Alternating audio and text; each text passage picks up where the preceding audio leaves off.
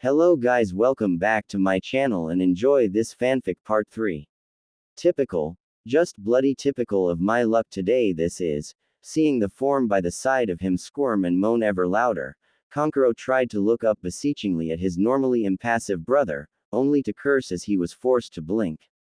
Sand out his eyes as the youngest Sabaku teleported into the arena for the final match.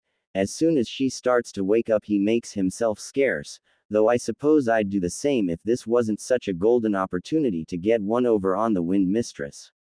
With such a thought in his mind and a gleeful smile on his lips, the puppeteer looked over as his sister finally began to come to and hefted the small glass of water he'd brought with him as though it were a talisman against her rage. Naruto had mentioned the pill, though fast-acting, tended to often leave the user with a nasty headache, and Kami alone knows Temari's a real bear at the best of times when she's just woken up. Too bright, OWW, feebly flapping her arms forwards, the eldest of the Tsunade trio moaned in pain as she blinked in the bright light of the midday sun scoured her sensitive eyeballs. Oh headache, killer, why does this hurt? Did I overdo the sake? Kankuro's shoulders shook with silent laughter at this idea, if only for the fact that his sister had only ever gotten drunk once in her life that he knew about and had forever sworn off the demon drink the morning after. Luckily though she was too out of it to think me and Gaara managed to hide the camera in time. Those snaps are going on public display on your wedding night, sister. Revenge for all those times you teased me for playing with puppets. Completely oblivious to her brother's scheming, Temari groped for her battle fan only to knock it from where it was lent by her seat. The resultant crash sent fresh lances of pain into her mind but seemed to help bring the world back into focus again, especially the big, black blob on her left side. Kankuro. He pricked his ears at the name. What happened? I wasn't drunk, was I? Wait. Why is it so noisy? Where are the Chunin exams? Having forded that particular mental bridge, Temari grabbed at her brother, almost choking him as she half-hoisted him into the air by the front of his battle suit. How did you let me fall asleep through this? If I've missed my matches because of you, I'll be carrying you back to Suna in a matchbox. Who's my opponent? What's his strategy? And she tailed off at this point, unable to continue as the most recent of her memories finally unjumbled themselves and she was left to examine the full, gristly picture they painted. She'd been in the Chunin exams alright, and her opponent had. Let me think. Doing his best to put on a concerned expression that still didn't quite cover his mirthful smirk, Kankuro pulled himself gently from his sibling's slackened grip and set about answering her questions, ticking them off on his fingers as he did so. No, you weren't drunk. We're in the Hidden Leaf Village and it's noisy because the Chunin exam finals are about to kick off.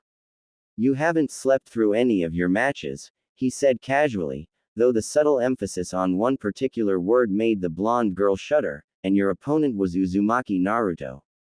His strategy. At this, Kankuro finally let his smirk blossom into a total grin, reflecting the enjoyment she'd had at his expense not a half hour ago and returning it tenfold. Well, he started out with a couple of insinuations. No insults, by the way. He's too well-mannered for that according to his teammates, though you might have a few more female friends knocking on your door before we leave Konoha. Temari sank lower in her seat, starting to blush again. Then it kicked off. He flirted with you a bit. Weird mating rituals these leaf nin have, you know. Don't think exposure like Naruto's would go down that well in Suna. Temari slouched another few inches in her seat as her brother went on, determined to milk this opportunity for all it was worth. But after that, and you were blushing at his butt by the way. Never fancied you for a bum woman. Mari. He copped a feel himself after a quick replacement behind you. At least he brought a blush to all your cheeks, I guess. I think I'm getting Naruto's attacks now. Hell of a lot easier than fighting for a win, I'll admit. The epiphany almost made Kankuro pause as his sister curled up in her seat, forehead on her knees as she began to rock back and forwards, lost in her own world of embarrassed misery. Still, better bring it to a close. Now should I be nice and let her off gentlier? Nah. But after that, Having pinned down your preferences in a partner, he quickly hanged into you before rushing over in place of your fan and planting a proper smacker on your lips. He said he had a sleeping pill under his tongue and forced you to swallow it while he tried to your tonsils out, but I personally think he just suffocated you. You were snogging long enough. After that, you just passed out and he carried you up here. You're really enjoying this, aren't you? Whatever gave you that idea? Kankuro tried to sound contrite at the sound of Temari's accusing voice, muffled as she tried to speak through her knees, but failed spectacularly as a massive grin broke out on his face and he chortled before offering the lit TLE glass of water forwards. Here, drink this slowly. He said that pill should give you a bit of a headache but it'll clear up in a while. The sand kunoichi slowly unfurled herself, face as crimson as the kanji on her brother's forehead as she wordlessly took the water and sipped it mechanically. The two shinobi sat silently for a moment before she broke the silence again. You realize there's no way I'm ever going to be able to show my face around home again. Speak to someone who understands, Kankuro told her, slipping an arm around her slim shoulders and giving a soft squeeze to ease her sense of shame. Despite the arguments and occasional cranial trauma he suffered at the edge of her battle fan as he did something she judged as being stupid and/or perverse, he loved his sister very dearly. You'll be okay, Mari, I've been there too and I got through it. Only 'cause your name was already mud, she snapped back without any malice in her tone. Thanks, brother. Could have been worse though. She crossed her arms and sat back, empty glass now at her feet as she gently nudged the our boy in the ribs, silently thanking him for his support. At least I went down fighting. If he hadn't been paralyzing my jaw, I'd have ripped his tongue out. He was. Baki's voice broke in suddenly, making the two of them jump as their sensei appeared in the row behind them. We couldn't see. His hand was hidden in your hair. With a snort, Temari looked up at her teacher, smirking smile back on her face. What? You think I'd let anyone take liberties like that? In fact, seeing Kankuro's painted face turn away from her suddenly, she sighed as she realized she'd just walked into that one. Just as well the match is over. I'd be handing it to Naruto on a plate at this rate. On second thought, don't answer that. At least there'll be no doubting my preferences at the end of this.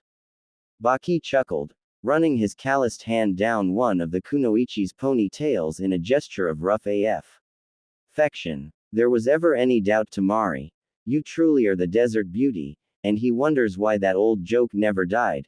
Kankuro shook his head as once more his teacher inadvertently made the cheeks of one of his students erupt into a volcanic blush, though I pity the boy who tells your family at over the dinner table, even if your father misses, your brothers certainly won't.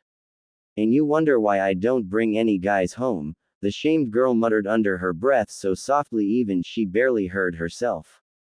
Just to be sure she'd thrown them off her trail. However, she suddenly raised her voice and stood up straighter. So, when's the last match start? I want to see Gaara crush the little brat into paste. Looking down into the arena, she saw with a jolt that she'd woken up just in time.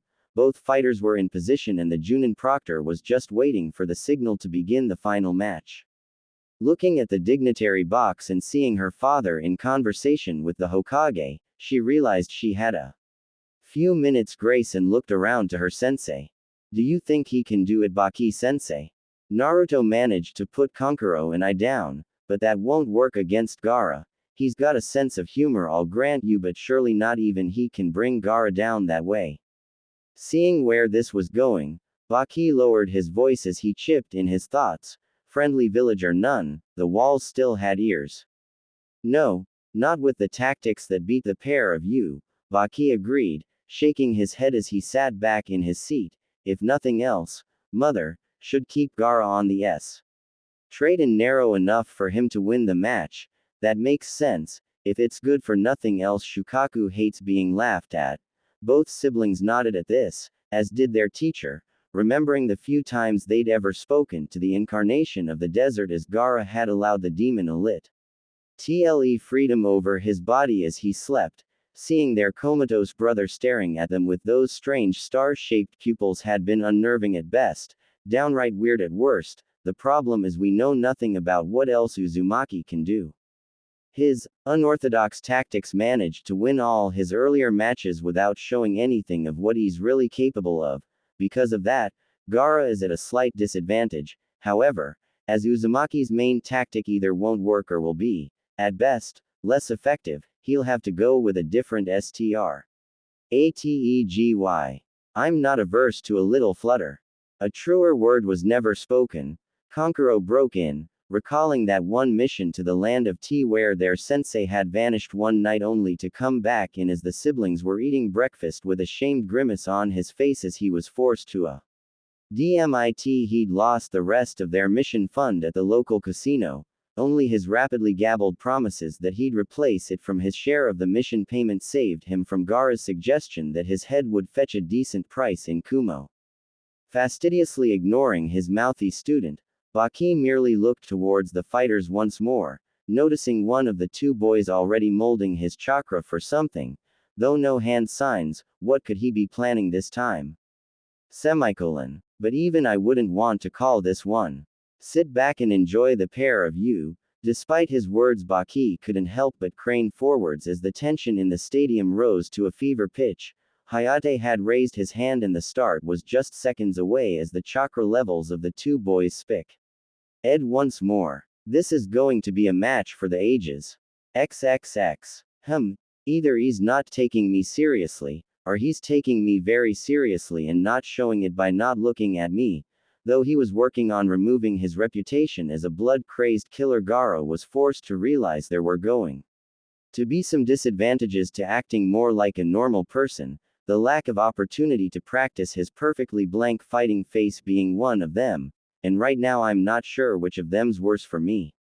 Seeing this and feeling, very slightly, his opponent molding chakra even as his face was pointing towards the sky, seemingly examining the clouds as that other thin boy with the oddly styled black hair had done prior to fighting his sister, Gaara subtly let the cork pop out of his gourd and similarly gathered chakra into the sand nestled within it, barely hearing as the proctor spoke to them both. Gaara-san, ready. He nodded, knowing silence was an effective way of intimidating a lesser opponent, but already realizing such a tactic was all but useless against a man who was prepared to display several copies of his buttocks in front of a village-wide audience, so, intimidation's out, straight to phase 2 we go. As he was thinking, it appeared Naruto was as well. In fact, the blonde was so deep in his contemplations he didn't appear to hear Hayate calling for him until the proctor gave his shoulder a sharp nudge. Oh, Gomen Junin-san, he answered with a cheesy grin, scratching the back of his head with one hand, just looking out for the weather. Looks like rain's on the way, might be a storm coming. That isn't good. Gaara wasn't an expert on code, but as the sky was as balmy and calm as midday in Suna, though thankfully not quite as hot as the desert village, the Ikibi Jinchuriki was left with only one conclusion to be drawn. His enemy already had a plan in mind, though what it was he couldn't be sure. Either way, he couldn't afford to be distracted as the Junin raised his hand. The second the signal came down, he sent his sand shooting onto the arena floor, infusing the entire ground with his Shukaku reinforced chakra. At the same time, he felt the chakra the other nin had gather whip over his head as Naruto let off a chakra burst for no purpose that he could see. That's not a technique, and I never had time to use a genjutsu. Why fire off his chakra like? Before he could complete that thought, the rain, or to be more accurate, the waterfalls came down from the stadium walls and began turning the sandy ground to a bog. XXX.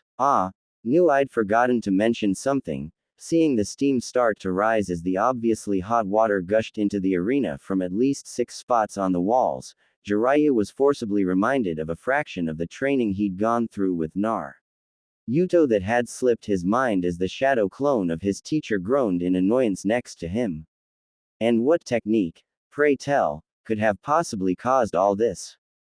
Sarutobi demanded, waving a hand idly at the water saturating the ground, not showing any signs of stopping as Naruto, or at least the boy he thought was Naruto, as the steam made it difficult to see specifics from their current altitude in the stadium, hopped away from his opponent.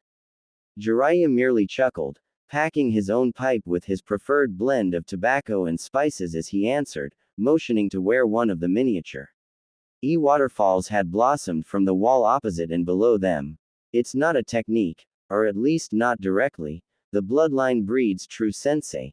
That's just a basic storage seal, Naruto style, storage seal, but there has to be gallons of water in there, and how did he heat it while it was seal? Even as he listened to his student's explanation with one ear, Sarutobi tried to fit the pieces together in his mind and make them fit. Little Gaki kept putting too much chakra into them, same way he does pretty much everything else. Ask him to seal a kunai, he'd put in enough to seal half a warehouse full into a single scroll. He couldn't do much about it realistically in a month, so we just adapted the seal to work with what he had until he gets better chakra control.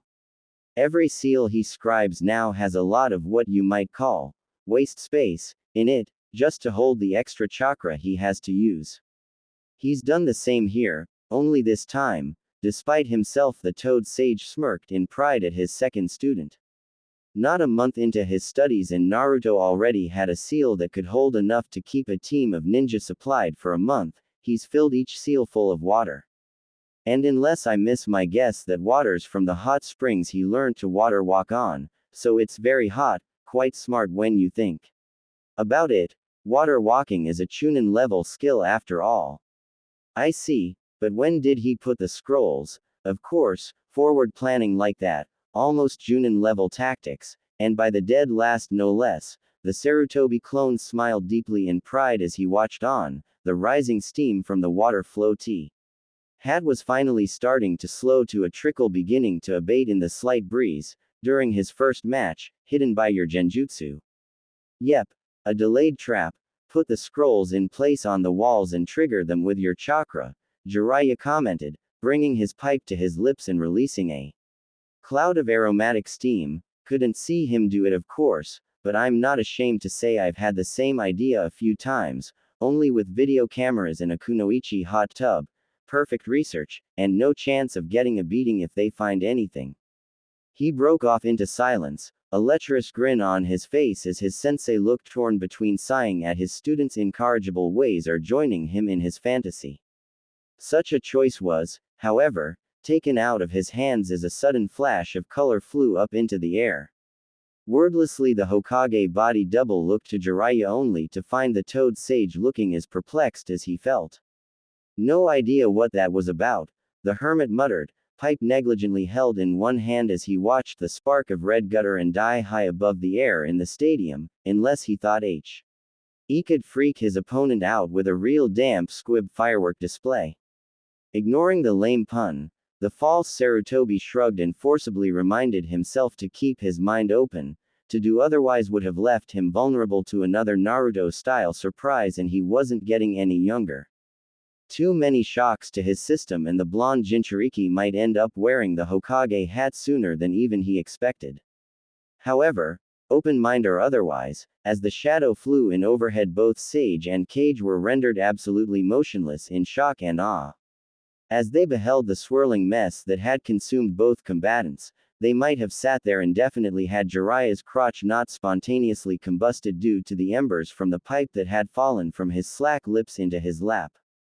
As he listened to his student's yelps and curses as he tried to gently beat the flames out without endangering his livelihood any further, not for the first time that day Sarutobi resigned himself to the fact that Kami was for some reason displeased with him and Konoha as a whole.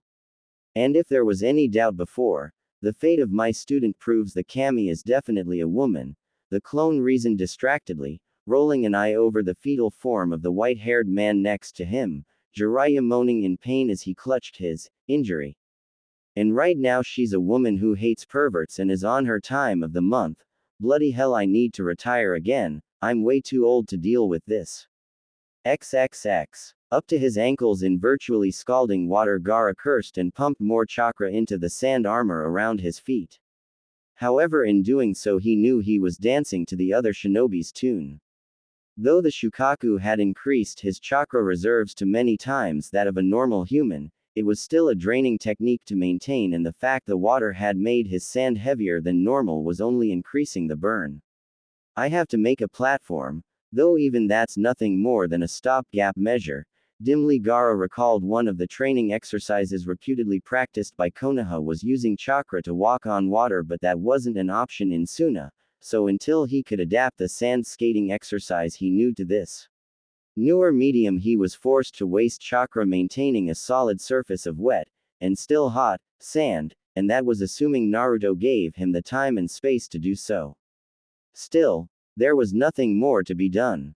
Pulling on his chakra, the desert warrior forced the sand under his feet to obey his commands. He winced as he realized how sluggish the normal fast weapon was in his hand, but it still worked, allowing him to drop the thickened armor around his legs and feet and recoup some of the chakra he'd lost. Though to know of such a weakness for Tsunade, and to use it so well against one of us, the sweat that threatened to bead on the Jinchuriki's head suddenly wasn't entirely due to the steam around him. This is one enemy I wouldn't want to fight in battle, unless I had the home ground advantage. Still, there he was back on solid ground and Naruto hadn't pressed his attack, though with his sand underwater Gaara couldn't sense him. He must have been stood on the water, masking his chakra from the grains of his sand infiltrated around the arena floor. However, just as he was trying to pin down the location of his enemy, a breeze displaced some of the steam around him and Naruto's head seemed to bob towards him. Snarling, Gaara tried to call the sand under the nin's feet to attack him, hoping to force him closer so he could use some of the drier sand that made up his sand armor to attack at faster speed, but the ripples in the water must have alerted his quarry and Naruto smoothly slid away from the attack. Hands toying with something as he called over. "Hey Gaara, guess the rain shower's over, huh?" Hidden as he was from the crowd, Gaara allowed himself to smirk at the comment, though he didn't answer back. Figures, even when he's serious he can't help but be playful, but I bet you've never seen this before. After all, it doesn't snow much in the desert. Dread welled up in the pit of Gaara's stomach at those words. If Naruto somehow knew Hyoten jutsus, he was well and truly in trouble, but his confusion only grew as his opponent raised the object in his hand over his head and yanked the pull cord, releasing a small, concentrated ball of fire into the air. With nothing more than a flick of his eyes, the Ikibi container watched it go and tried to think of his next move, all the while wondering just what the strange, laughing shinobi in front of him had up his sleeve next. A moment later, as he coughed through the cloud of blinding grit that surrounded him, it was a curiosity he found himself regretting very deeply. XXX. All eyes in the competitor's box shot skywards, tracking the course of the flare as it span into the sky.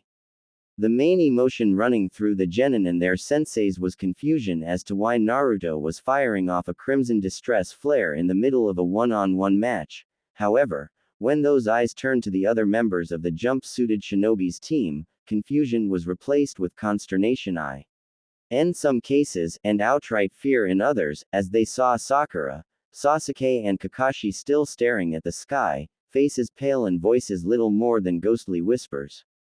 No, no way, the Uchiha breathed in equal parts awe and terror. Next to him, Sakura was somehow managing to shake her head without moving her eyes, keeping them fixed on the flare until it burned itself out.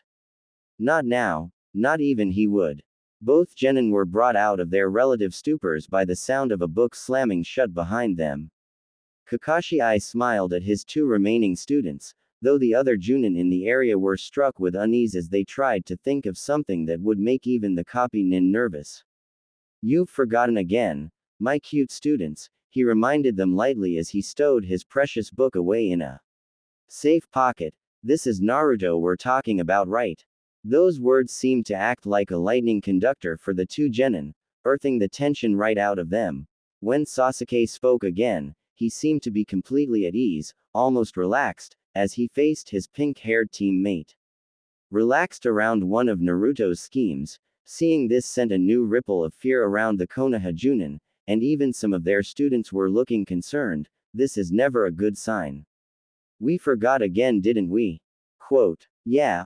Amazing how easy it creeps up on you," she commented back, ignoring the pointed stares of her peers and the sound of Ino irritably shouting her name to try and get her attention. "Shall we get under cover?" Sasuke smiled before suddenly diving to the floor and rolling up against the front of the competitor's box, Sakura a fraction behind him and his sensei landing protectively on top of them, the Raven's last words almost lost. Way ahead of you, Pinky. Everyone down.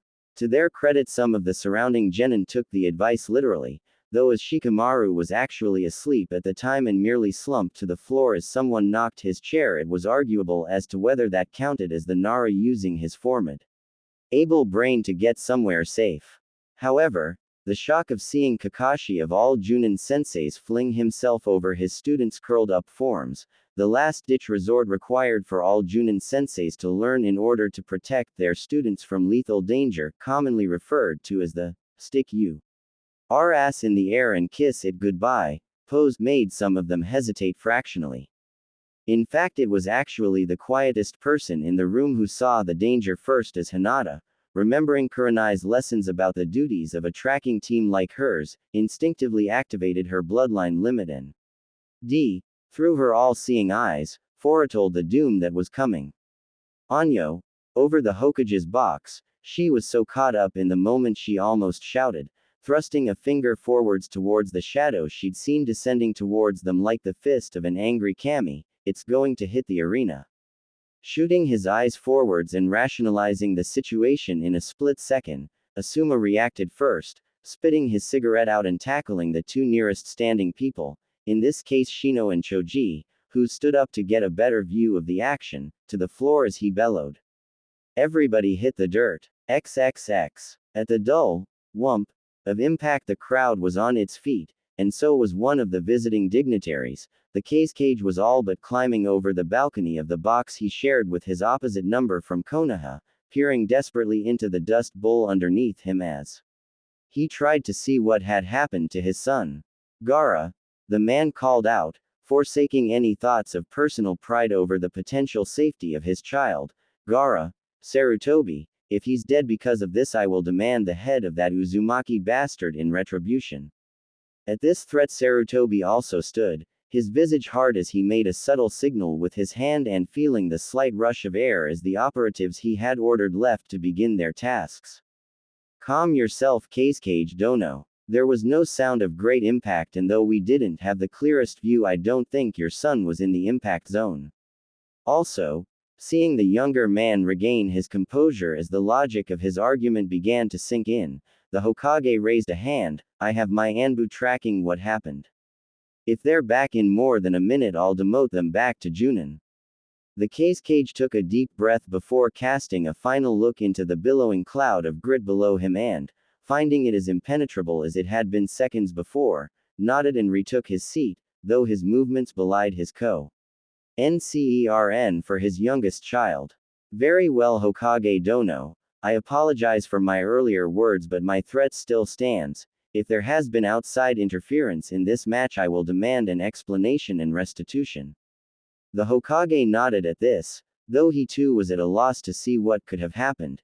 As far as he was aware, Naruto didn't know any Doden jutsus, and certainly none this powerful, and if the flare had been a signal of some sort, who in the village would have liked the demon brat enough to move at any signal he gave? Something about the whole scenario didn't feel right at the minute, and Sarutobi hadn't done as well as he had in his long life without trusting his own instincts. However, as a sudden scattering of leaves marked the return of the operatives he had sent out, he was certain the MYS Terry would be resolved in due course. Before the body flickered had even finished, the Hokage made his demands. Anbu, report. Hi Hokage-sama. The Anbu known as Goat had never been as grateful as he was at that moment that his mask showed no emotion.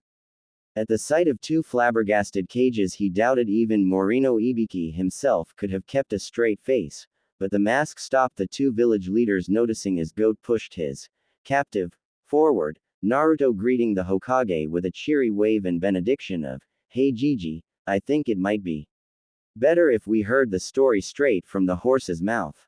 XXX. Okay. Kiba exclaimed as he dusted off his jacket and pointed at the cloud of gray dust that had spread over the arena, eyes hard as he watched Team 7 pick themselves up. I think I speak for everyone present when I ask what the hell just happened. The dog Nin had a point. The entire stadium seemed to be in a delayed form of shock following the massive nameless bundle flying through the air and impacting, or at least, seeming to impact, on the arena floor before exploding into a huge plume of ash that had smothered Eve. Writhing in gray, including the lowest tier of seating closest to the impact zone.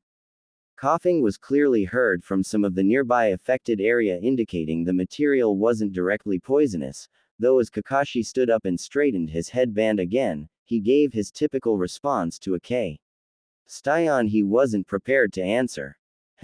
You say something, Kiba. For the second time in less than an hour, the copy Nin was spared from being almost literally ripped apart by a horde of annoyed genin and junin by one of his students speaking up on his behalf. That was one of Naruto's more unorthodox strategies. Sasuke began, only to be cut off by Ino of all people, shock overcoming her normal fangirlish tendencies.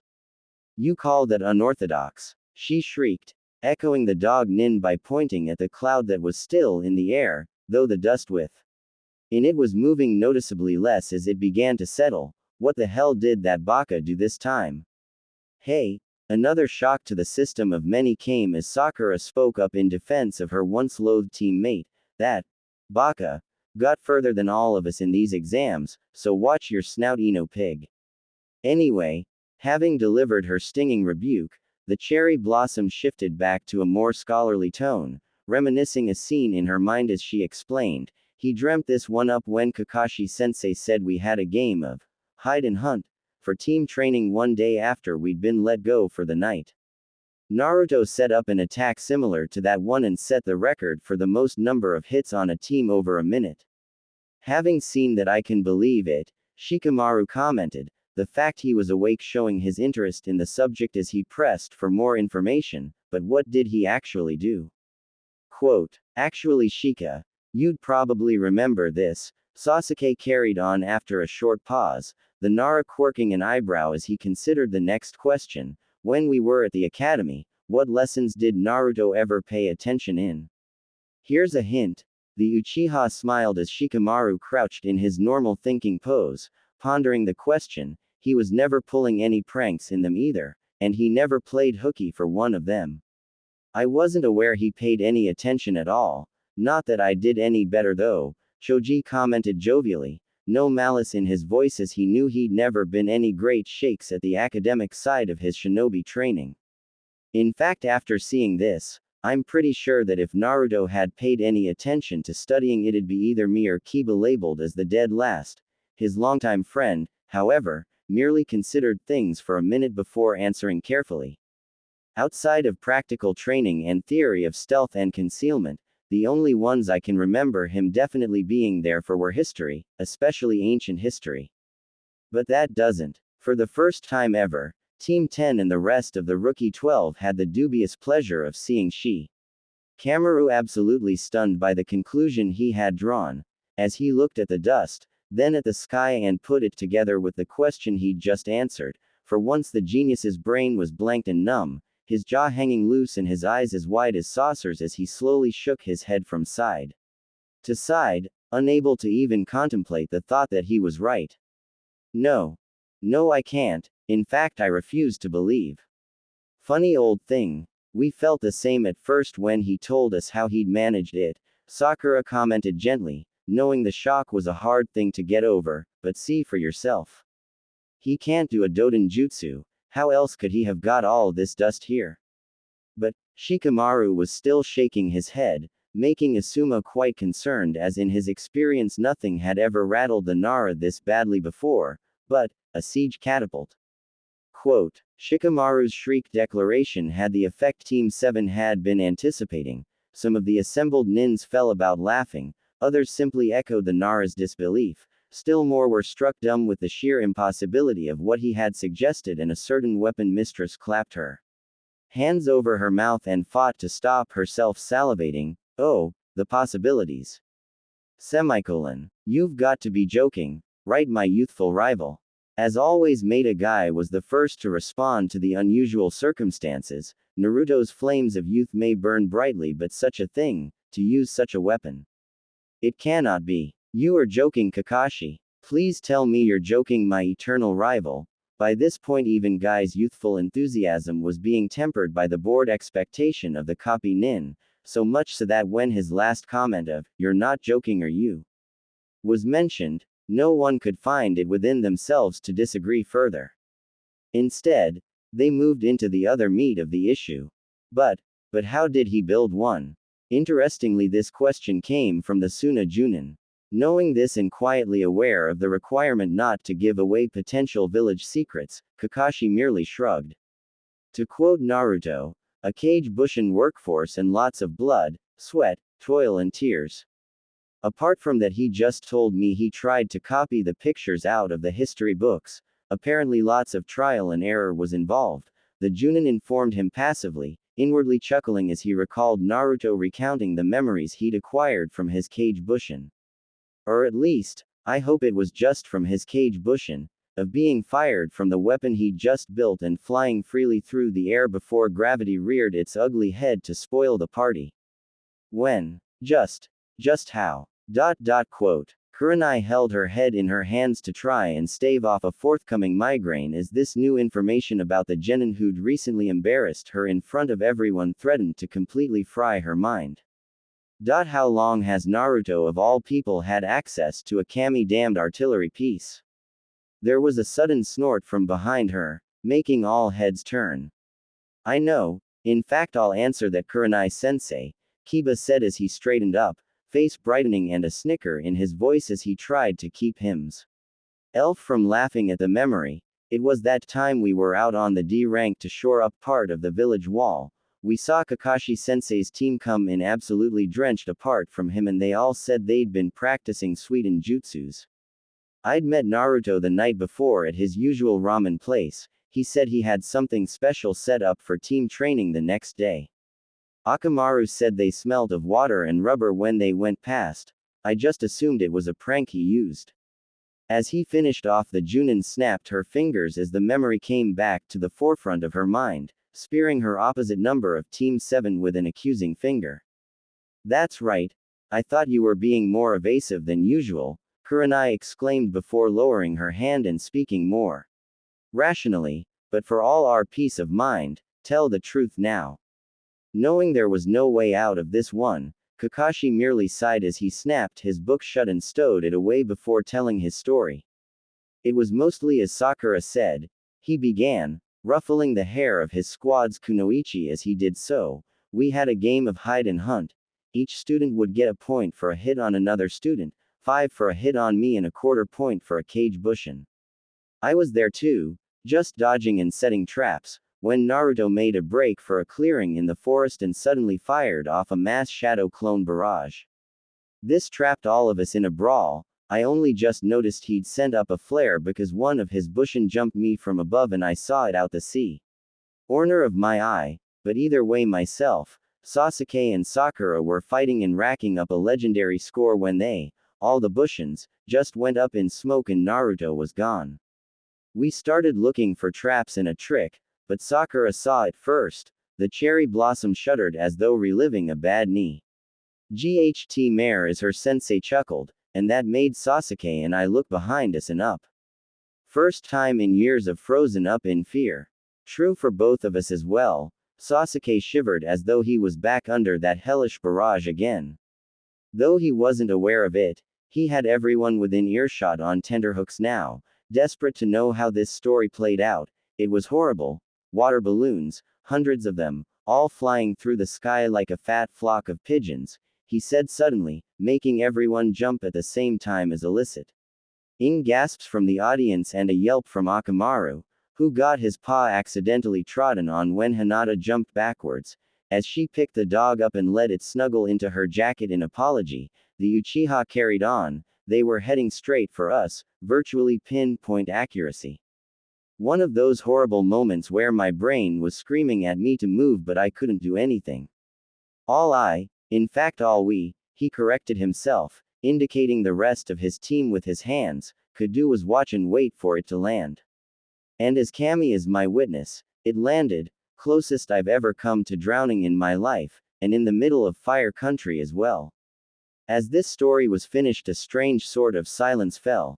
there was a fair bit of disbelief still involved, that was for sure, but at the same time, Team 7 was beginning to think that everyone was slowly coming around to the idea of the smallest member of their team having created and used the largest weapon ever to have come out of the hidden leaf.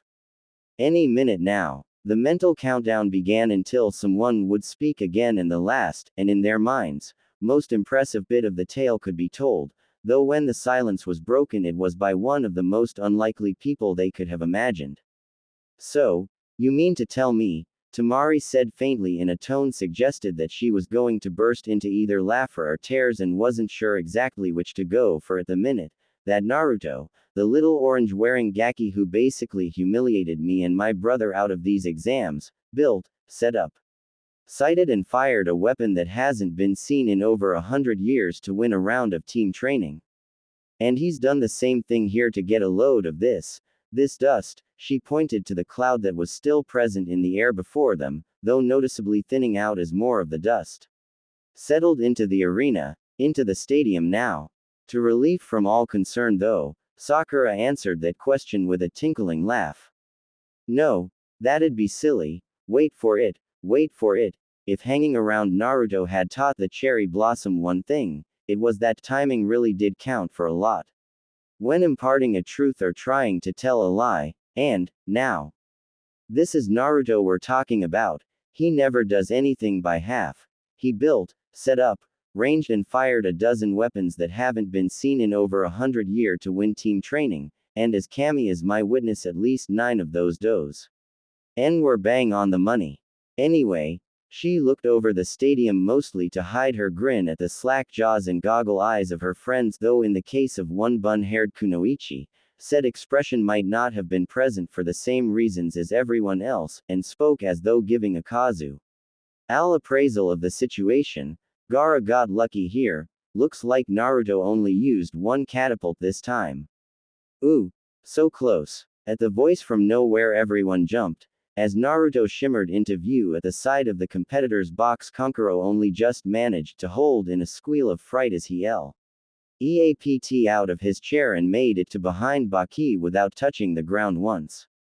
However, before the questions could begin, Naruto merely looked down at the mayhem he'd created before smiling over at him. "Team, I only had 8, maybe 8.5, out of the 12 on target. Sakura-chan had a hang bushin' in with the water balloons to help judge how accurate they were," he explained with a carefree shrug before finishing, "and it wasn't a catapult this time. It was a small-scale trebuchet. XXX. Nay, Gigi." Having given his report, the shadow clone of Naruto the Anbu had located around the base of the war machine he'd seen deployed on a nearby flat roof looked up curiously at the sight of the cage slumped in his seat. "I think I broke him." It was certainly true that the leader of the hidden sand village looked like he'd seen better days. Though he wasn't unconscious, he was certainly less aware of his surroundings than a cage could be, though for that Sarutobi didn't have the heart to blame him. He was fairly certain the only reason his reaction to this whole fiasco had been little more than a long-suffering sigh was because he was used to the eccentricities of his surrogate grandson. Compared to what he'd done at the academy, this was relatively small potatoes. Though what he'd have been able to do with something like this then he was in the academy, the Hokage terminated that line of thought before it could run its natural course. He did want to sleep at night after all. That would be because most Chunin candidates tend to spend their month's grace training, spying on their opponents or analyzing their tactics. Naruto-kun, the Hokage informed him conversationally before looking over the wall the war machine's shot had flown in from. As a rule they don't tend to end their time ranging artillery pieces onto the battleground. At this, the genin folded his arms, looking disgruntled. "And why not? Just because it's old-fashioned doesn't mean it doesn't work." He raised an eyebrow with a smirk at the village leader. "I thought you'd have known that better than anyone." Gigi. At this, and the muffled snicker that he was going to make sure landed goat with the next available deployment to the land of snow, Sarutobi narrowed his eyes. "If it weren't for the fact I know it'd disperse you, I'd clip you around the ears for that comment." Naruto only beamed and offered his head forwards. "Ah, go ahead. The boss thought someone might come looking when this all went down, and I've done my job now. unless there's anything else you need. His answer was a calloused hand to the ear hole as Sarutobi moved much faster than a man his age had any right to, popping the cage bushin in a cloud of smoke. Ah, smoke, that's what I need now. Mind made up, the Hokage sat back in his seat and hooked out his pipe, only for a thin, ghostly voice to interrupt him before he could light it. How? Turning to the man by the side of him, Sarutobi raised an eyebrow. How? That boy, how? The cage gestured furiously with his hands. He is a complete, there's no word for what he is. He just fired a weapon of potentially mass destruction into an arena full of people. For anyone else that would sound like attempted mass murder, but no, he wouldn't have that in his village. So to avoid any mistakes, prior to today he'd done weeks worth of ranging shots in the dead of night, and firing cage bushin in with the bundles of dirt he was shooting so he could check his accuracy, to avoid suspicion. Because of that he was certain he wouldn't hit anyone aside from Gaara, and even then he made sure my son was outside the immediate impact zone before he sent the signal for the shot. He used a siege machine to fight in a ninja duel. Unable to go on, the cage's head sank into his hands, the rest of his tone muffled through his hands. What kind of a ninja can do that, and what kind of ninja can get away with it and win? Quote, the Uzumaki kind. Naruto truly lives up to his namesake, a living maelstrom at times that no one can really tame, the older man informed him, forcing the cage to stare at him goggle-eyed, though the expression simmered down as he realized Sarutobi wasn't referring to fish cakes. I suppose I am immune to him as I've been there all his life and watched him grow up. His way of thinking is completely different to most other nin I've ever known. You, unfortunately, have been thrown right in at the deep end, so all I can do is offer you my support, although, he fumbled in his robes for a second before pulling out what he was searching for, offering a second pipe forwards to his opposite number. I've always found a good smoke helps settle the nerves. For a moment the cage looked from the pipe to the Hokage before, slowly, reaching up and accepting the small gift, Sarutobi firing a small Kaiden jutsu into life on his fingertips to light the pipes of himself and his guest. Sitting back and breathing in slowly to get himself used to the sensation of the smoke, the leader of Suna slowly tried to let the tension seep out of his body as the impromptu stalemate of the match in front of them dragged on for a moment longer. It appeared neither competitor could fight until the dust had settled. Sarutobi folded his hands in his lap and thought things through, as he was wont to do in his advancing years, and tried to work out what Naruto's next move was likely to be. In this, however, he was disturbed as the cage's voice broke into his thoughts again. Hokage Dono, after these exams are concluded, would it be possible for us to quickly examine the terms of the alliance between our two villages? That doesn't sound good. Suspicions, or possibly rheumatism, immediately flaring up in his mind, Sarutobi kept his next words guarded but polite. Of course Cage Dono, to what end? To ensure the alliance remains strong for as long as Uzumaki Naruto remains a ninja of Konoha, the younger and replied simply through a cloud of tobacco smoke, inhaling another lungful before finishing. After what I've seen today I don't want to run the risk of any of Suna's children meeting that nin on the battlefield now or in the future, and I'll make any sacrifice to ensure that possibility never comes to pass. Sarutobi should have let it lie there. He really should have been old and wise enough to know better. Unfortunately something about meeting his favorite genin, even as a clone, had sparked his sense of mischief into running riot and, as such, he had no choice but to go with the flow and speak certain truths as they came to him. So I suppose this would be a bad time to mention that Naruto's goal is to become Hokage one day. Only a rapid thump on the back saved Suna's leader from the most ignoble fate possible of befalling a cage of a hidden village. Choking to death on the dregs he inadvertently inhaled through his pipe.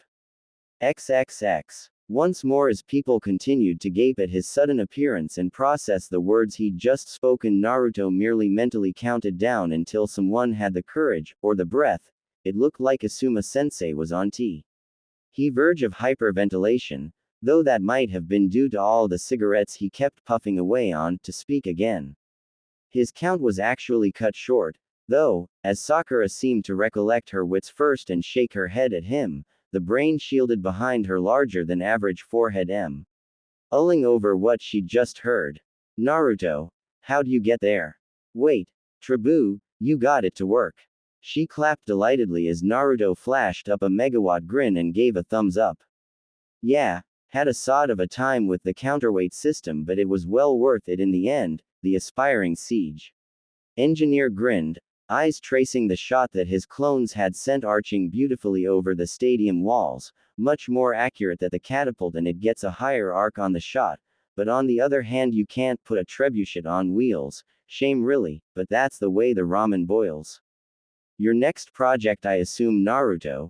Kakashi I smiled as everyone else seemed to shake themselves down and stop gawping at his sudden appearance. I take it that was clone down there at the start. Naruto looked stunned for a minute before rapidly regaining his composure. Damn, leave it to Kakashi-sensei to see underneath of a supposedly unbreakable concealment jutsu. What gave it away? No dust on your jumpsuit, the copy nin remarked nonchalantly, inwardly reveling at the nonplussed look on his whiskered student's face. Oh, duh, how'd I miss that? Well, at least he didn't break Arrow Sennin's genjutsu, so, aside from the shot which I'll admit I'm impressed by, don't you think you should win the match now? Ma, patience, the genin countered, fingering the zip of his jumpsuit as he looked down at the statue.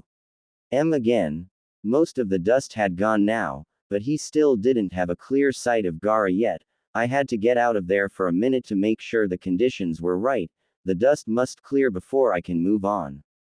Just as well I had some explosive notes in the middle of the bundle though, otherwise it would have made a heck of a splash, and it would have made the last step of my plan all but impossible. All the dust would have been in a big soggy mess in the middle of the arena and damned near impossible to mix. At least having the bags blow up just before landing and form this lovely cloud meant I could have a shot at getting rid of all that damned sand in one shot, even if getting the right timing on those explosive tag fuses nearly drove me insane.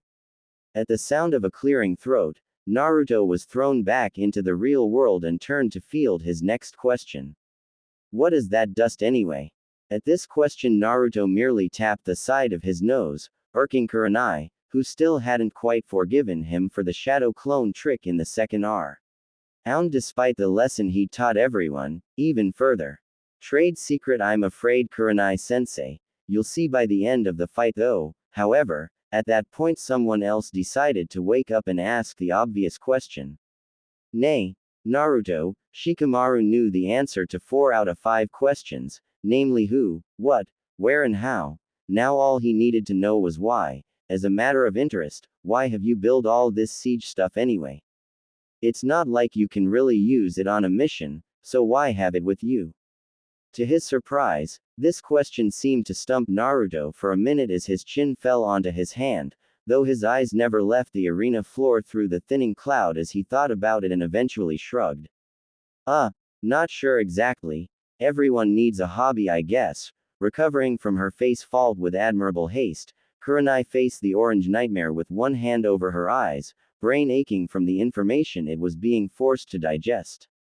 Naruto, a hobby is reading, walking your dogs or pressing flowers. She dropped her hands to look at him directly as she used some examples her team had told her the first time she'd been introduced as their Junin sensei.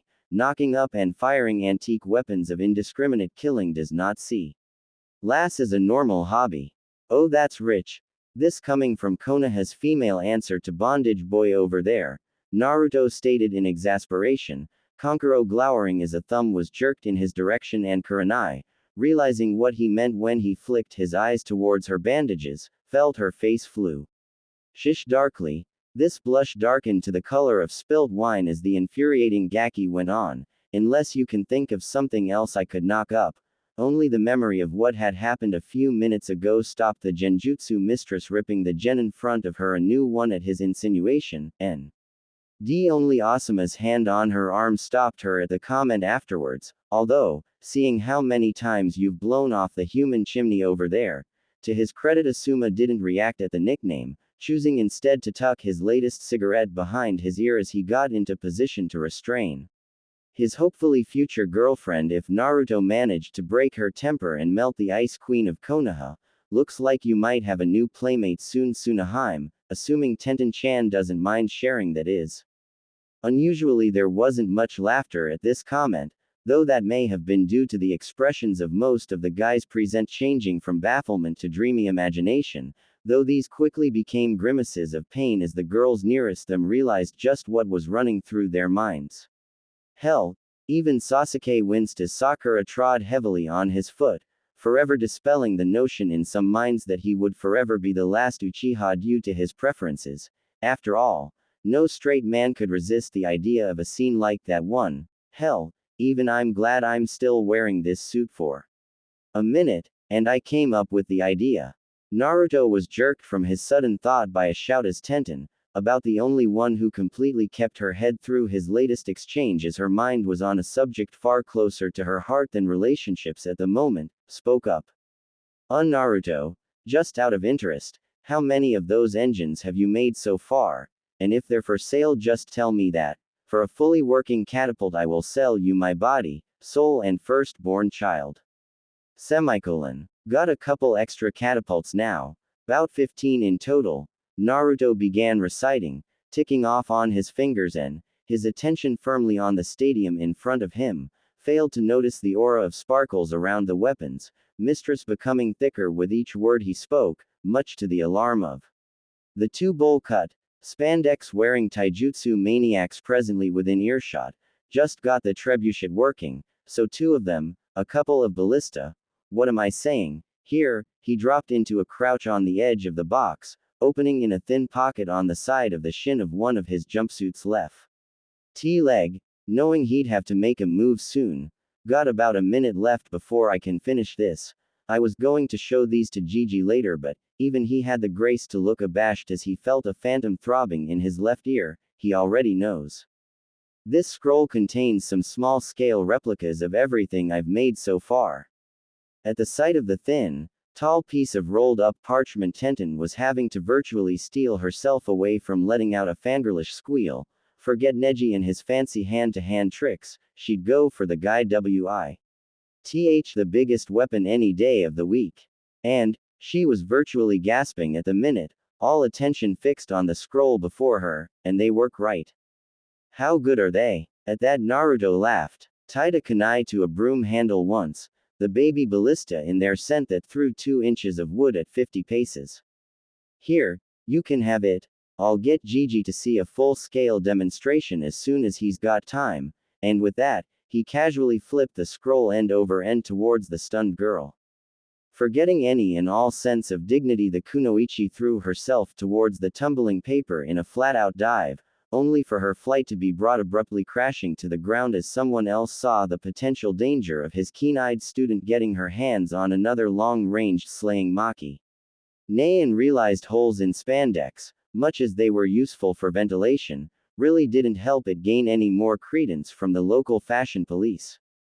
Yush, your flames of youth are a raging inferno. Naruto-kun, without anyone seeing him move, guy had snatched the scroll of the air with one hand the same time as bring his other up to stop Tenten's headlong charge, gracefully but almost imperceptibly swaying his body to avoid her flailing, grasping hands as the booming nature of his voice drowning out her outraged shrieks of, "Gimme! If I cannot match such youthful gift-giving, I shall climb up the Hokage monument a dozen times carrying all your creations on my back, and if that is impossible for me, I shall." Sorry, super fuzzy brows sensei. Naruto, much like everyone else, had simply tuned the bombastic Junin out and Saint Ood to his full height, suddenly unzipping his jumpsuit. But right now I'm putting this one away. Hold this for a minute. With that, he'd whipped himself out of his usually attire and molded some hand seals, calling out his jutsu as he molded his chakra, sweeten, condensation. Quote, the topic of what Naruto actually wore under his jumpsuit was a matter of some, but not too much, debate amongst the other members of the Rookie 12, if only because no one, not even his teammates or sensei, had ever seen him without it on. This mystery had, of course blossomed into various theories that he was deformed, his skin was actually orange, or that the jumpsuit itself was some kind of symbiotic life form that he couldn't remove without killing them both.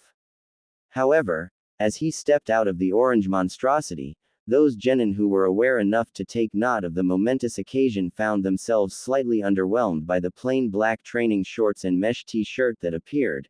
Compared to his normal attire, Naruto looked almost ordinary, not a word that was usually in the blonde shinobi's resume. However, before anyone could truly take in his sudden change in appearance, he'd used his jutsu and dispersed the rest of the dust remaining in the air as all the steam and water in the air was forced into liquid and rained down on the arena, reducing the floor to a muddy gray sloshing mess. As he threw his jumpsuit behind him, he leapt down back into the fray, not seeing the sudden explosion of color on Hinata's cheeks, as by sheer luck she happened to be stood directly in the flight path of the airborne clothing and couldn't, or didn't, move away in time. The end result had both her teammates cringingly awaiting the inevitable as the empty suit appeared to fold itself around the Hyuga heir as though embracing her, though Kakashi didn't appear to notice as he turned another page in his book and commented offhandedly, "Well, that went better than I expected." With an almost audible shattering noise, the tension was gone and away. Everyone turned to stare and gape at the copy nin, but before a word could be spoken, Sasuke cut in as he had an idea of what his sensei meant by that comment. "True enough, at least he hasn't studied much fuinjutsu yet. Come on," he said, an amused smile on his face as he pictured the scene in his mind and idly tried to tot up how much of the landscape would be rearranged by just a single salvo of Naruto's catapult fire, using those things to chuckaroo. ND water balloons and dust is one thing, but can you imagine what would happen if he figured out how to write his own explosive notes for those things? Dead silence greeted the Uchiha heir's pronouncement, broken only by a sudden thump. As all eyes rolled around to see the comatose form of Hinata splayed out under the clothes of her long-term crush, only for those eyes to widen as they found her still standing, swaying slightly and still as crimson in the face as the flare Naruto had sent up earlier, but still completely conscious. Nevertheless, as she became aware of the attention, the shy Hyuga immediately engaged in her normal defense mechanism when she was the center of attention, namely hunch her shoulders, poke the tips of her fingers together and seek refuge behind the nearest solid object or conveniently placed team mate.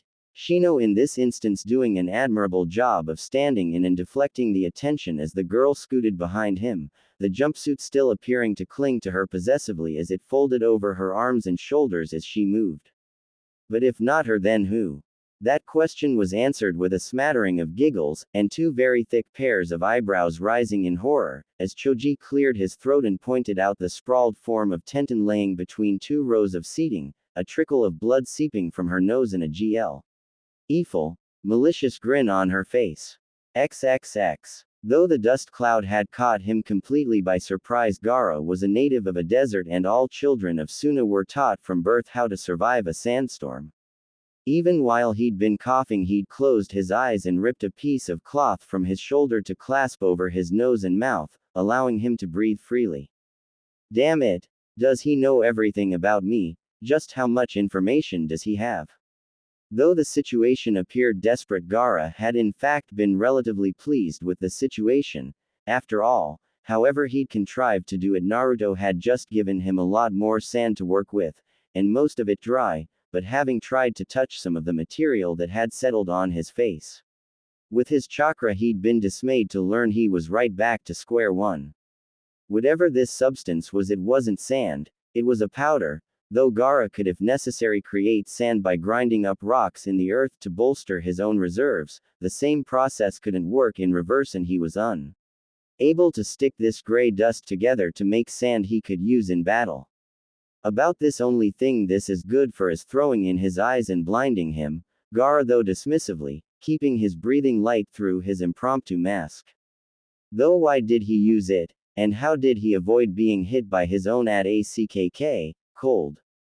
As the sudden rain fell all over him and soaked the rest of his sand armor, the sudden shock made him gasp and drop the scrap of cloth that had been over his lips as he saw the stadium around him suddenly become clear again. the sudden bright light almost making his watering eyes squint to adjust to the brightness.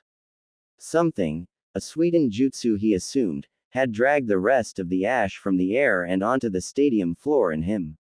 Rubbing a now wet hand over his face to make sure his eyes were clear, he scowled as he saw his opponent again just under the area where his brother and sister sat watching him, though he had to look twice to check it was actually him as he wasn't wearing his usual uniform. The boy was crouched with both hands on the surface of the water he was standing on, shadow clones appearing behind him with no warning or smoke and running to other areas in the arena as the original looked up, a wolfish grin on his lips as Gaara made his intentions plain. Mother is screaming for your blood Uzumaki Naruto, the Tsunade Jinchuriki intoned menacingly, keeping his trepidation off his face as he realized it was harder than ever for him to control the sand around the arena as the extra pressure of the water interfered with his control, though he was a long way from chakra exhaustion. He was almost sure he would hit that point before Naruto did. For this insult, you will die.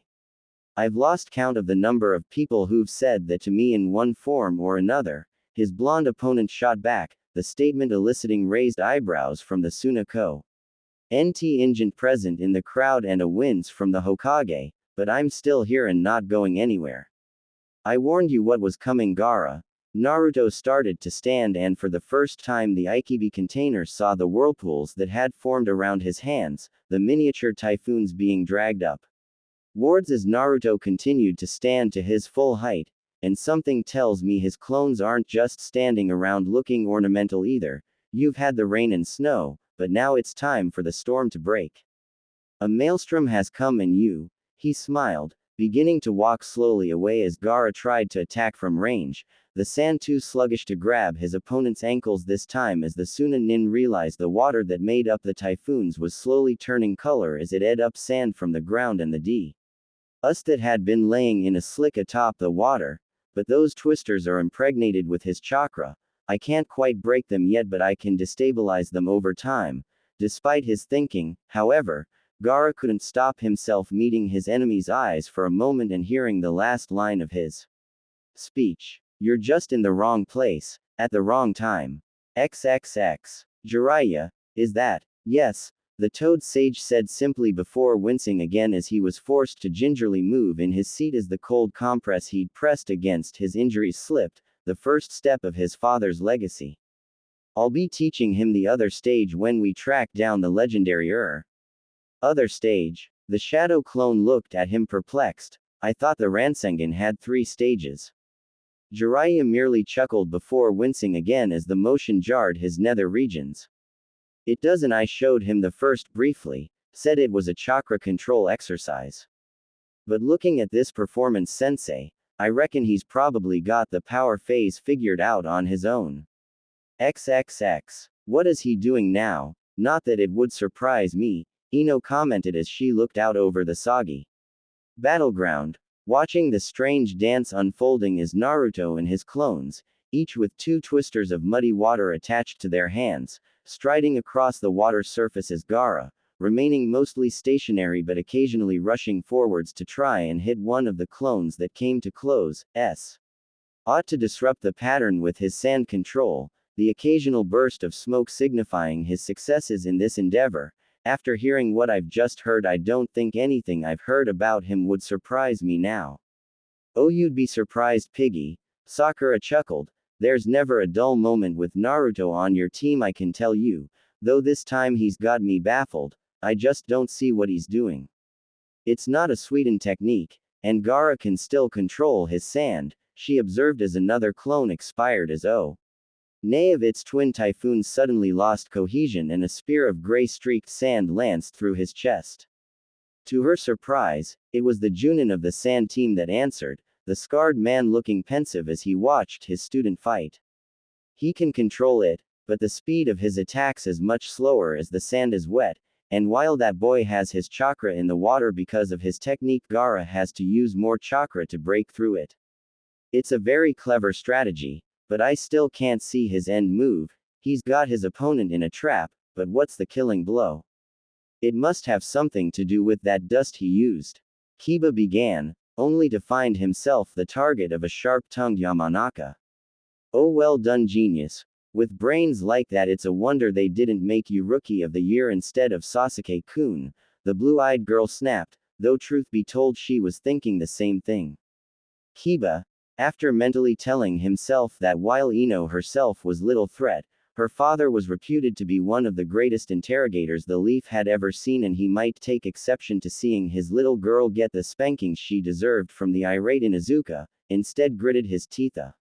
ND spoke as though trying to explain something to a child. What I meant was, if we could get some of the dust we could find out what it is.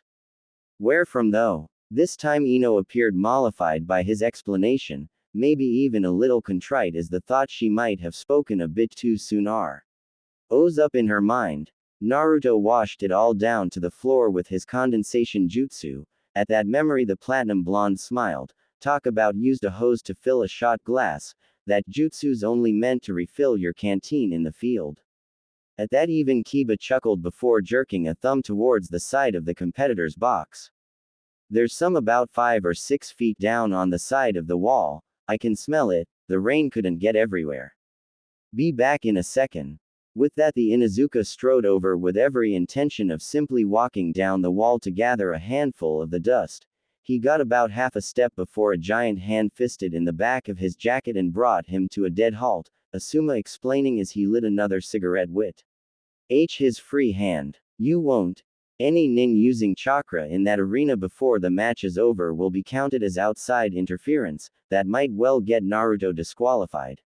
I'm as curious as you are, he explained as Kiba looked a little downhearted at the thought that he'd nearly cost his friend most important fight of his life, but he perked up at the big man's suggestions. Just ask him at the end of the match, he'll let you know then. Yeah, but I want to see if I can figure it out now. I'm a tracker, I have to be able to spot and work out something like this. He went quiet for a few minutes, not watching the match as he pondered and only broken out his musings by Ino's sudden shove in the shoulder. Kiba, you're thinking, she chortled as the dog Nin glared at her. This is never a good sign. Yeah, laugh it up. Although, he paused for a minute, looking the girl up and down. However, just before she could give him an earful about eyeing up a girl like a piece of meat, he finished, I've got a plan to get that dust. The response to this was as predictable as it was explosive.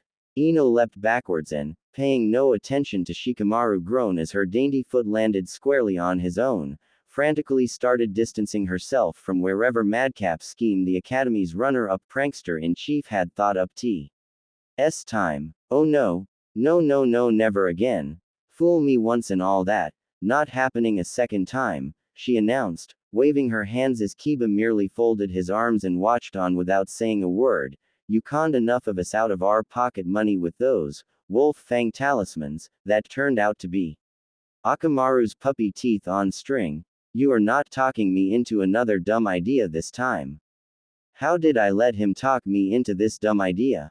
With throbbing inevitability, the same question rolled around Ino's mind as she found herself being dangled over the side of the commentary box, Kiba holding on over her ankles and lowering her down as Asuma watched on, immediately on hand should anything go wrong. She was face down along the wall, but as she wasn't using chakra, it was perfectly legal and within the rules. Now if only she could grow another couple of inches. Ino, the disembodied voice of Kiba floated down over her shoulder, got any yet? Another few inches, she whispered back, trusting to the Inuzuka's hearing to pick out her words as she spoke back her threat. If you drop me now, I swear to the Kami I'll walk you down the main street of Konoha and you least expect it, and you'd better not be trying to peek up my skirt. In all truth, Ino felt a little bad about that one. Despite his rough edges, Kiba was actually very respectful around women, even to the extent that Mizuki-sensei had repeatedly told him off for going too easy on the girl's sparring practice. Must be due to his mother and sister. I don't know what Sum-san does to her son, but by the Kami she scares the hell out of me, dad as well for that matter.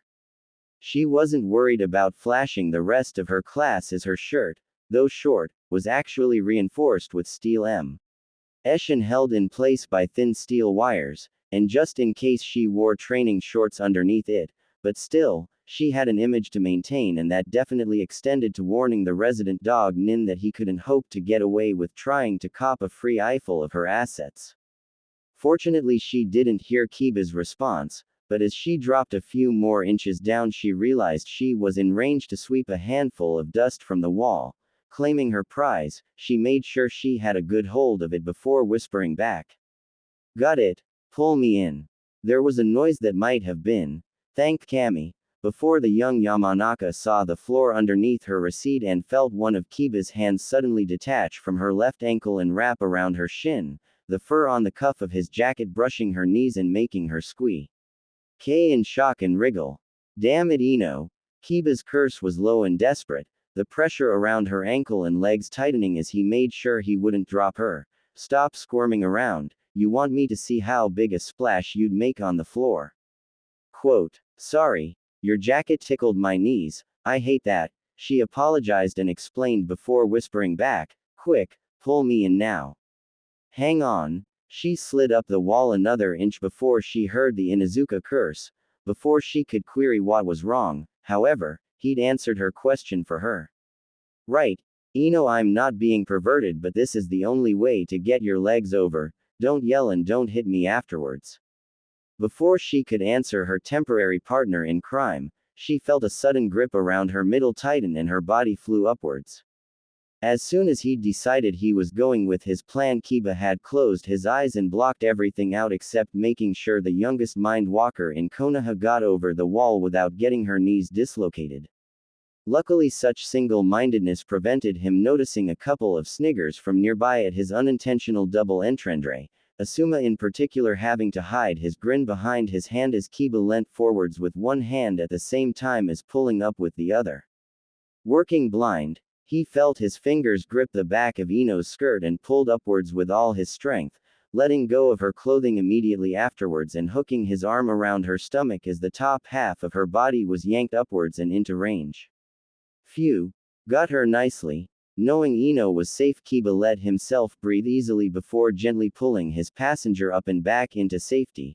When he opened his eyes, however, he felt the breath leave his body as he suddenly found his face inches from a nose, the kunoichi having twisted in his arms to try and get back to her feet and suddenly staring in his opening eyes, cheeks flushed with the sudden adrenaline rush.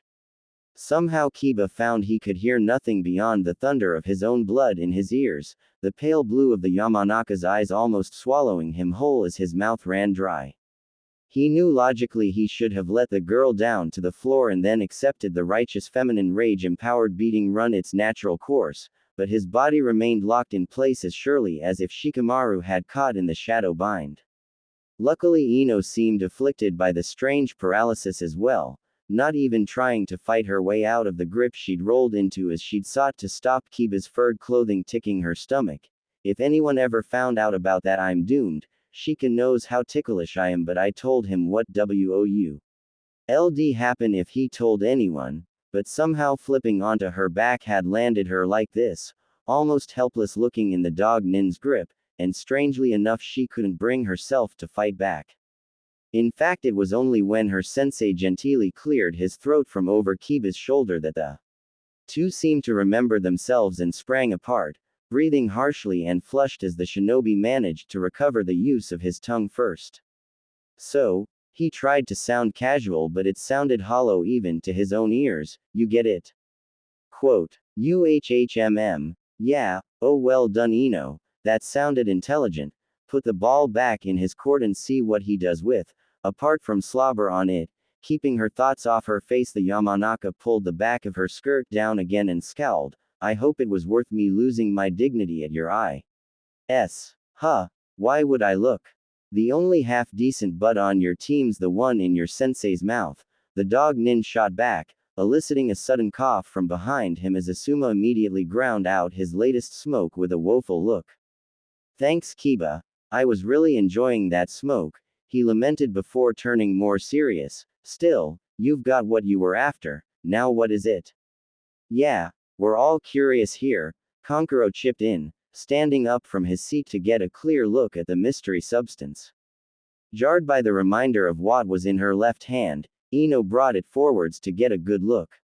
Oh, well, it's Kiba, who'd leant in to see, suddenly got a closer to the stuff than he'd ever intended as it enveloped his head in a blinding gray cloud, the dog Nin coughing and cursing as a result of Ino's reaction to seeing a large beetle crawling on her hand, Shino.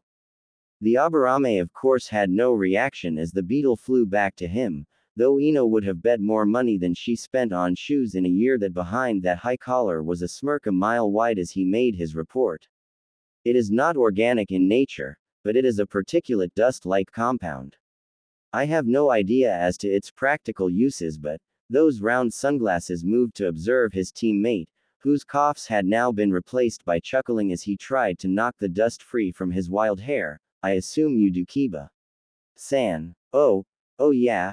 He knew it wasn't going to be much longer before he really broke down into hysterics, but he had to get his point before he allowed himself that luxury. I know. Remember when we were having that renovation done? There was loads of this around then, folding up around himself. Iba managed to blurt out the last of his words and reveal the mystery. Leave it to Naruto to literally turn an enemy's strength against them. He's not casting a jutsu down there. With that, Kiba finally collapsed into the nearest seat, laughter erupting from his throat as he pointed towards where one of the Naruto clones, unable to make twisters now out of the gloopy mess around him, had resorted to simply scooping it around with his hands. He's mixing cement. XXX. There is no point to this any further.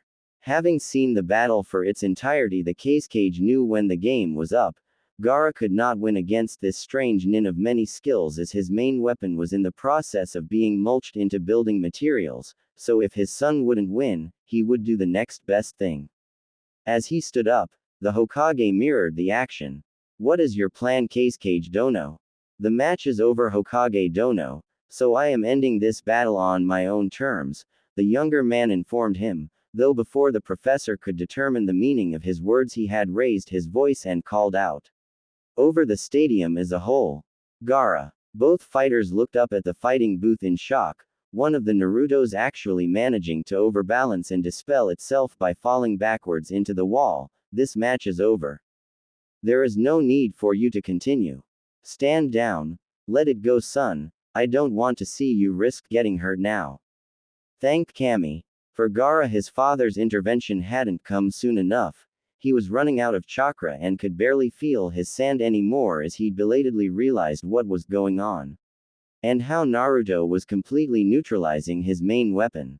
He knew he was on to a loser with this match as he couldn't free enough of his sand at any one time to make any worthwhile attacks from distance, and Naruto was shrewd enough not to get too close and give him the chance to attack with the rear sand around his body. A forfeit was the only sensible thing to do. However, reputation still needed to be maintained. Mother is still thirsty. He deadpanned towards the standing form of his father. I will not leave until that thirst is quenched. You have no choice, Gaara. The sand is gone for now, the man replied, folding his arms and glaring down imperiously. Your opponent could kill you at any time with little effort and Suna needs you alive. And I would throw myself onto a kunai if I allowed you to get hurt while there was a way I could prevent it. Gaara seemed not to answer for a long moment, enough to make even the Cage sweat before, with a very slow nod, the Suna Jinchuriki turned to the examiner. Proctor, Hayate, who'd been on the stadium walls for most of the match, teleported into the middle of the arena to hear the tail end of the competitor's statement. I forfeit, thanks father. There was a stunned silence at this, mostly because of the sudden ending of the match but also due to those in the crowd who'd been waiting to see if Naruto could pull yet another rabbit out of his hat to win the match.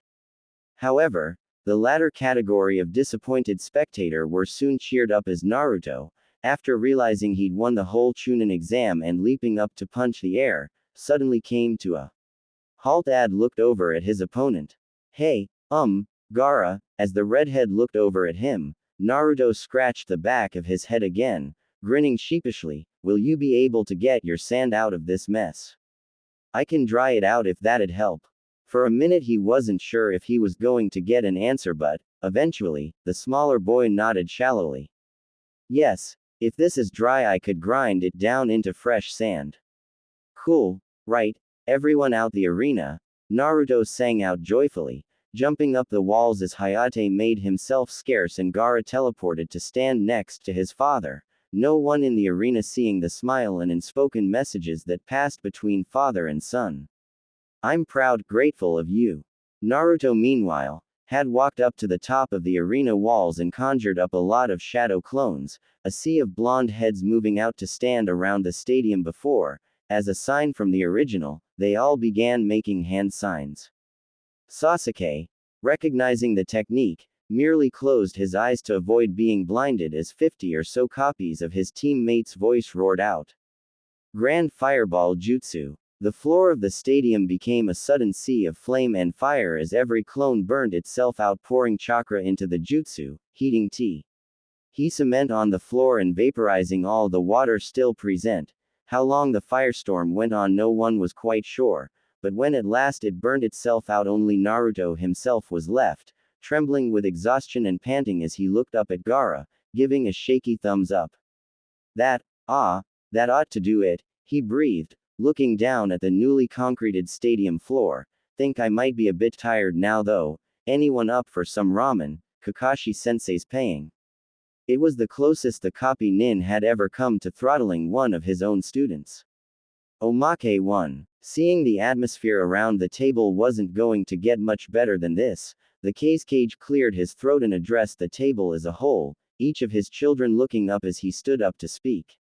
So, I know you have had a hard day fighting, but I would like you to be honest with me now. He looked at the faces of Kankuro, Gaara and Temari respectively as he made his last request. What do you think of Uzumaki Naruto, as a ninja and a person? Gaara, you go first. As he'd expected, the temperature had dropped several degrees at the mention of the forbidden name, each of his children glaring at him for bringing up the source of their newest joint shame. However, after a moment Gaara sat back from his food and spoke quietly, fingers steepled in front of him as he spoke. He is unique, that is all I can say. I've never felt so damned helpless in a duel with another nin. He had me, in fact he had all of us, scoped out from the get-go and he made sure we never had a chance, and his tactics and weapons choice were unique. I hear you, brother. Kankuro backed up his younger sibling's assessment. He knew what I was about and stopped me cold because of it, and without a drop of blood being spilt. Even more than that, the genjutsu he used was a killer. I couldn't even see a thing about it. The more I think about it, the less I believe it. One kid managed to beat us, the top genin team in Suna, by a mile. At least the Wind Daimyo wasn't there today, that would have taken some explaining. Quite. You'll be a politician yet, Kankuro, the Kazekage complimented, knowing that it got under the puppeteer's skin as his middle child hated anything to do with running the village or handling the council. Now the real fun begins though, and you, Temari, what's your opinion? This ought to be rich. Though he kept his face neutral, Kankuro was dying on the inside to hear what his sister was going to say now. If it's anything boring, I'm going to spice it up, risk of a whack to the head or otherwise. That kid's got a pair made of solid brass. The Wind Mistress spoke calmly, analytical in her tone as she spoke. Very few would have even attempted what he did, and even fewer could have succeeded. However, aside from that, he's a devious strategist who can obviously forward plan well and use unusual weaponry to best advantage, provided he has enough time set it up properly. But apart from that, he's a great kisser with a cute butt, right, Mari? The fork in the kunoichi's hand almost bent double at her brother's words, though she resisted the urge to leap over the table and batter him to death as bad manners and instead settled for a filthy look and a muttered comment. Get lost, gimp boy, Kankuro merely smirked. You first, granny pants. Enough, the Kazekage said firmly, wanting to stop the insults before it all went to fisticuffs and someone, probably him, got hurt dragging the warring siblings apart. I just wish to make sure that you'd be willing to fight beside Uzumaki Naruto if push came to shove. At this question all three siblings looked at each other before, unusually, Kankuro seemed to be elected as the spokesperson and nodded at their father. Yeah, put it this way, I'd rather be on his side than in his way, especially knowing what I know about him now. That kid is a one-nin army, especially if he can sight a couple of catapults before the main battle goes down. At this the cage smiled. Ah, that is good to hear. It settles my old mind to hear you speak so highly of our allies. Kankuro appeared happy with this, but Tamari, and to a lesser extent Gaara as well, seemed to smell a rat, the eldest speaking this time with danger edging her voice. What do you mean by that, father? Nothing. Nothing. He waved her concern away as though they were a cloud of mosquitoes. He waited until all his children were settled once more before he spoke again. It's just that the Hokage and I were discussing our alliance earlier, and I thought it might be prudent to arrange a marriage to ensure strong relations endure between Sand and Leaf. Before anyone else at the table could guess his meaning, the cage had soldiered on. How would you feel about becoming Tamari Uzumaki, Mari-chan? Quote. Gaara nearly drowned in his drink as Kankuro's latest mouthful became somehow lodged in his nostrils, hastily snorting the revolting mixture back down and trying very hard to forget what he'd swallowed. The puppeteer thrust a finger towards his silently sitting father. What the hell? You can't just marry my sister off like that to a jerk like him, regardless of how good a nin he is. Did you see what he did to her in that arena? That was humiliation, and she shouldn't have to be shackled to the guy who did that to her, right, Tamari? Mari? Oh crap. As he looked over at his sister and examined her for a minute, he suddenly realized that the reason she was so red in the face wasn't due to outrage, as he'd originally suspected, but more to do with the fact that she was choking to death. The puppeteer tried to race around the table, but before he got halfway around, a ribbon of sand fired over the table and wrapped around the girl's middle before giving a sudden squeeze. As she finally managed to swallow the errant food and nodded her thanks to Gaara for the save, Tamari was about to swing around and tell her father exactly where he could stick that particular proposal, only for the man to beat her to the punch by collapsing onto the table and howling with laughter. Wahahahaha. The looks on your faces, he choked out, eyes streaming with mirth as he recalled the effect his joke had had on his children. Oh, my village, for a camera to catch that moment forever. Don't worry, Mari, I'm not that cruel, it was a joke. Oh, lighten up all of you. I wasn't. Kankuro, why are you wiping the butter knife on the tablecloth?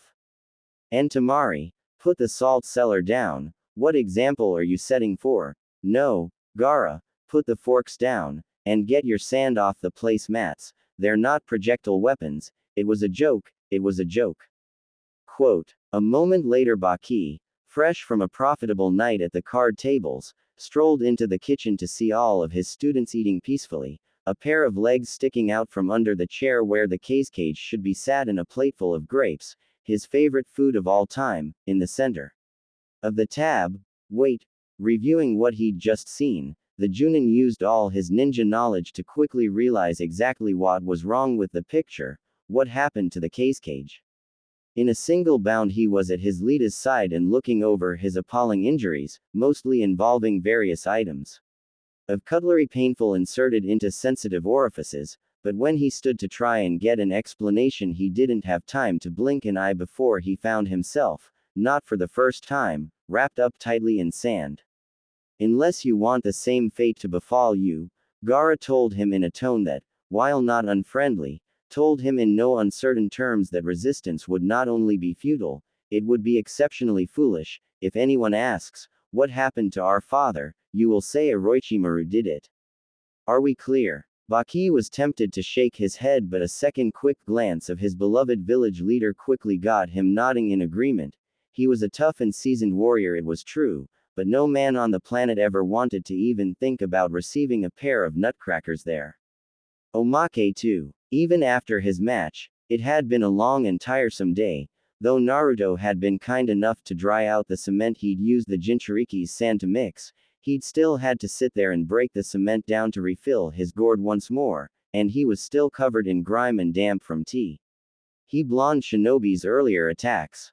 Therefore all Gaara wanted to do when he got to his room was collapse into bed and sleep for the next millennium. For that reason his actions upon coming to his room door were very, almost depressingly, familiar. He opened the door, he stepped inside, he plucked the trio of kunai his sand had automatically engulfed from the air into his hand and then commanded the same sand into his ears until he was sure the coast was clear. When he was certain his fellow redhead had finally run out of air, the Jinchuriki unblocked his ears and smiled. Good evening to Yuya-chan, how can I help you? Kami damn cheap-ass ultimate sand defense, the former sound Kunoichi snarled before her face broke out into a smirk, idly whistling. As Gaara casually tossed the kunai she'd thrown back to him, still, didn't help you today did it? I heard some snot-nosed punk from this faggot village kicked you all over the arena. I'm afraid your information is a little out of date, Gaara commentated dryly, knowing politeness was the best W. I of all drive to Yuya up the wall, I lost by forfeit rather than defeat. Anyway, why are you here exactly? Did you give your watchers the slip again? Flipping her long hair out of her eyes, the Kunoichi snorted at the mention of the Chunin who were supposed to keep an eye on her for as long as he was in Suna, though she, as well as the rest of her squad of the former Sound 4, took the restrictions they were under with a very large pinch of salt. Hey, those idiots couldn't find Kami unless he fell out the sky onto them. I came here to see if I could get any tips for getting even with you from the screw-ups you were fighting today. And you need all the help you can get after attempt number 26, Gaara told her sardonically, though inwardly he raised his defenses as rather than fly off the handle at his dig. Yuya simply smirked and stood up, walking towards him with a evil smile on her otherwise pretty face. Yeah, but I heard something that caught my ears and, hell, this isn't good. For some reason Gaara backed off as the woman sashayed towards him, and to his horror his sand didn't react as she gently placed her hands on his shoulders. I thought why not, let's give this a try. With that, Yuya leant forwards and pressed her lips to Gaara's, the Jinchuriki going rigid at the contact before, as the Kunoichi gently wrapped her arms around him, some of the tension drained away from him and he relaxed into the kiss. After what felt like eternities cocooned in a warm, loving kind of paradise Gaara felt his partner moved away from him and he staggered, face as red as his hair as Yuya licked her lips and then winked at him, heading for the door and apparently not caring that her face as now smudged with the concrete dust that had covered him. You've got half an hour to get showered, get changed and get your downstairs, you're taking me out for the night and we're going to rip this leaf village down. She opened the door and turned around at it, tilting her head coquettishly as she shot him a wink and a teasing smirk. Don't keep me waiting Gaara-kun. With that she was gone, pulling the door shut behind her and disappearing down the door. Going out. It was a novel concept to the Jinchuriki but, as he felt the idea take root in his mind and burn away his former tiredness, he found he couldn't shift the smile from his lips as he leapt towards the shower, pausing only to grab some clean clothes as he did so. Sounds good to me, maybe today wasn't such a bad day after all.